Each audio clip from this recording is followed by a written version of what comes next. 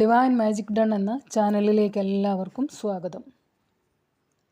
സർവകാര്യ വിജയത്തിന് ഏകാദശമുഖ രുദ്രാക്ഷം ധരിക്കുന്നത് വളരെ നല്ലതാണ്. ഏകാദശമുഖ രുദ്രാക്ഷം എന്നാൽ 11 മുഖങ്ങളുള്ള രുദ്രാക്ഷമാണ്. ഈ രുദ്രാക്ഷം ധരിക്കുന്നവരെ ഹനുമാൻ സ്വാമി അനുഗ്രഹിക്കുമെന്ന് വിശ്വസിക്കപ്പെടുന്നു.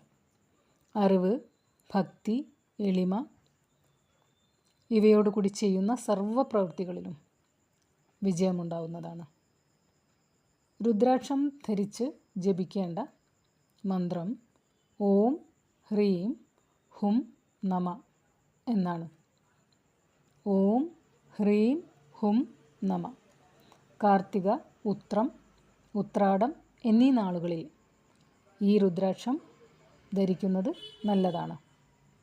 അതായത് ഈ നക്ഷത്രങ്ങൾ വരുന്ന ദിവസം ഈ രുദ്രാക്ഷം ധരിക്കുക എന്നാണ് ഉദ്ദേശിച്ചത്.